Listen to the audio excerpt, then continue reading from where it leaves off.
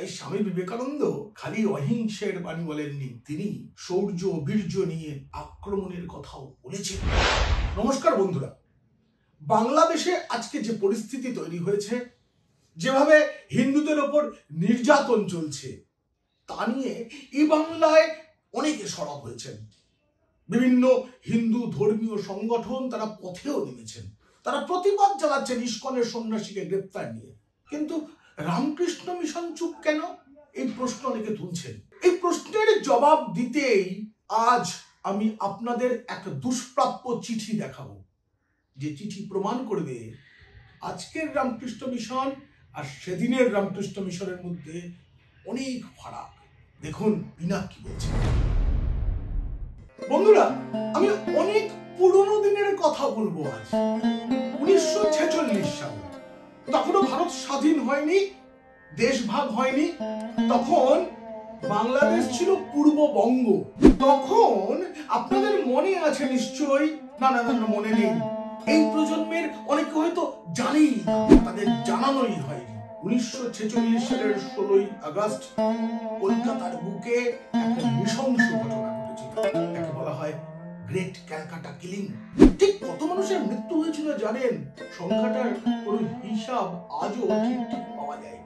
তবে আমি বইতে যা পড়েছি আর সেই সময়কার ছবি যা দেখেছি, তাতে রয়েছে কলকাতার রাস্তায় ভরে রয়েছে সবে একের পর এক দেহ, শিশুকন্যা, মহিলা, নারী, পুরুষ নির্বিশেষে পুরো সবার ট্রাকে করে সেই সব ডেড বডি সরাতে হয়েছিল। শকুনের ভিড় লেগে গিয়েছিল। যদি কলকাতার এই অবস্থা হয়, তাহলে ভাবুন পূর্ববঙ্গের কি হয়েছিল। বাংলার 1353 বঙ্গাব্দ, সেই সময় বাংলাদেশে হিন্দুদের উপর নির্যাতন ছিল মারাত্মক। পরাধীন ভারতে ব্রিটিশ পুলিশ তা নিয়ন্ত্রণ করতে পারেনি। সেই সময় গর্জে উঠেছিল রামকৃষ্ণ মিশন। পূর্ববঙ্গ ও হিন্দু সমাজ নামে একটি 16 পাতার ছোট চটি বই প্রকাশ করেছিল বেলুড় মঠ। সেই বইটি আপনাদের দেখাবো, একই সাথে দেখাবো 1353 সালের অগ্রহায়ণ মাস, মানে 1946 সালের নভেম্বর ডিসেম্বর নাগাদ সেই বইতে কি বলা হয়েছে। আর বইয়ের শেষে রয়েছে রামকৃষ্ণ মিশনের তৎকালীন সেক্রেটারি মহারাজ, মানে সাধারণ সম্পাদক স্বামী মাধবানন্দের একটি নিবেদন। সেই নিবেদন আমি আপনাদের দেখাবো, শোনাবো কি লেখা হয়েছিল। সেটা শুনলে বুঝবেন রামকৃষ্ণ মিশনের বিরুদ্ধে সরব না হওয়ার যে অভিযোগ, সেটা বর্তমানের হলেও চিরকালের নয়। আসলে কি হয় জানেন তো, একটা সংগঠন যখন বড় হয়ে যায়, তার অনেক কাজ বেড়ে যায় এবং সেই কাজ বাড়তে বাড়তে পরিধিও বদল হয়। যেমন ধরুন রামকৃষ্ণ মিশনের সেবামূলক কাজ, শিক্ষা ক্ষেত্রে তাদের যে অবদান, সে কাজ এখন অনেক বেড়েছে। কিন্তু হিন্দু সমাজকে রক্ষা করার যে দায়িত্ব, স্বামী বিবেকানন্দ যে কথা বলে গিয়েছেন, হিন্দুদের রক্ষা করার কথা যেভাবে তিনি বলেছেন, গান্ধীজিও বলেছেন, যেগুলোর প্রচার হয় না সেগুলো সেই সময় তুলে ধরেছিল রামকৃষ্ণ মিশন। সে বই প্রকাশ করেছিল বেলুড় মঠ। আপনাদের দেখাবো সেই বইটা, সেই সঙ্গে দেখাবো সেই রামকৃষ্ণ মিশনের নিবেদন বলে সেই চিঠিটি। সেখানে বিবেকানন্দের সেই সব বাণী, মহাত্মা গান্ধীর সেসব বাণীরও উল্লেখ করা হয়েছে। সেই বই দেখলে আপনারা আর অভিযোগটা করবেন না, খালি বলবেন রামকৃষ্ণ মিশন কি একটু বদলে গেছে।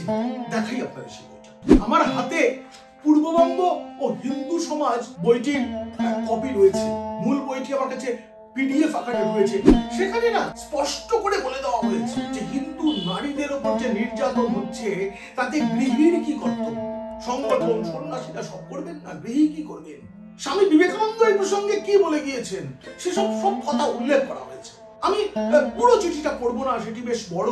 আমি কিছু গুরুত্বপূর্ণ জায়গাকে, বিশেষ করে মানে আমার যেখানে মনে হয়েছে যে জায়গাগুলো আজকের সবাই মানুষের সামনে তুলে ধরা উচিত, হিন্দুদের সামনে তুলে ধরা উচিত। বাংলাদেশের আজকের যে অবস্থা, তার প্রেক্ষিতে স্বাধীনতার আগে পূর্ববঙ্গেও কি অবস্থা হয়েছিল, তার কথা ওই নিবেদনে আছে। সেই বাছাই অংশ আপনাদের শোনাবো।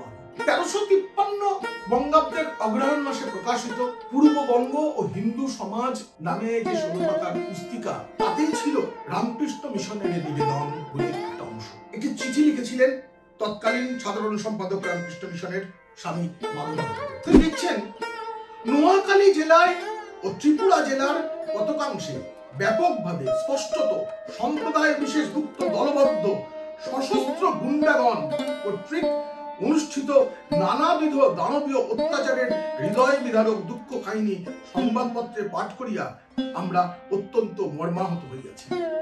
বিংশ শতাব্দীর কোন সুপ্রতিষ্ঠিত সভ্য শাসনতন্ত্রের আমলে দীর্ঘদিন ধরিয়া এরূপ ব্যাপক হত্যা, লুণ্ঠন, গৃহদাহ, নারীহরণ এবং বলপূর্বক ধর্মান্তরিতকরণ ও বিবাহ অবাধে চলিতে পারে, ইহা একেবারে কল্পনা। আজকের বাংলাদেশেও কিন্তু এই অভিযোগগুলো রয়েছে। ধর্ম বদলে দেওয়া, বিবাহ করে নিয়ে ধর্ম বদলানো, এই কাজগুলো চলছে, অনেকদিন ধরে চলছে। হিন্দুরা প্রতিবাদ করতে পারেনি। অবশেষে সেই নির্যাতন এমন একটা পর্যায়ে পৌঁছেছে যে আজকে তারা সরব, এবং তারা সরব হওয়াতে পশ্চিমবঙ্গের হিন্দুরাও আজকে জেগে উঠেছে। ওরা ভারতের হিন্দুরা তাকিয়ে আছে বাংলাদেশের দিকে। 1353 বঙ্গাব্দে রামকৃষ্ণ মিশন কি লিখছে? প্রাচীন ভারতের মহামহিম স্মৃতিকার মনু আত্মরক্ষার জন্য আততায়ীকে বধ পর্যন্ত করিবার বিধান দিয়াছেন। আর শ্রীমৎ স্বামী বিবেকানন্দ মহানির্বাণ তন্ত্রের গৃহী ব্যক্তি শত্রুর সম্মুখে সুরভাব অবলম্বন করিবেন, এই উক্তিটি উদ্ধৃত করিয়া উহার ব্যাখ্যা প্রসঙ্গে বলিয়াছেন, শত্রুগণকে বীর্য প্রকাশ করিয়া শাসন করিতে হইবে, ইহা গৃহস্থের কর্তব্য। গৃহস্থের পক্ষে ঘরের এক কোণে বসিয়া কাঁদিলে আর অহিংসা পরমধর্ম বলিয়া বাজে বকিলে চলিবে না। যদি তিনি শত্রুগণের নিকট শৌর্য প্রদর্শন না করেন, তাহা হইলে তাহার কর্তব্যের অবহেলা করা হয়। স্বামীজির কর্মযোগের 2য় অধ্যায়ে এই অংশ রয়েছে। আপনারা যারা পড়েছেন তারা জানেন। তিনি স্পষ্ট বলছেন, অহিংস পরমধর্ম এটা হিন্দুদের নীতি। কিন্তু রণে সবসময় নীতি মেনে চললে হয় না। আজকে তো যুদ্ধের পরিস্থিতি হয়েছে। আত্মরক্ষা, স্বাভিমান রক্ষা, নারীর মর্যাদা রক্ষার লড়াই। তাই স্বামী বিবেকানন্দ খালি অহিংসের বাণী বলেননি, তিনি শৌর্য বীর্য নিয়ে আক্রমণের কথাও বলেছেন। ওই নিবেদনে স্বামী মাধবানন্দ একেবারে শেষ অংশে আর নিজের কথা বলেছেন। তিনি লিখেছেন, জীবনের ইহা এক অমোঘ আধ্যাত্মিক নিয়ম যে পাপ প্রথম অবস্থায় যতই প্রভাব বিস্তার করুক না কেন, পরিণামে তাহাকে নির্মূল হইতেই হইবে। শ্রী ভগবান নিপীড়িতগণকে সাহস, বল এবং অত্যাচারীগণকে বিচার বুদ্ধি ও মৈত্রীভাব প্রদান করুন। বন্ধুরা, সত্যের জয় হবে। স্বামী মাধবানন্দ প্রায় 78 বছর আগে তিনি বলেছেন, শত্রু পরাজিত হবে।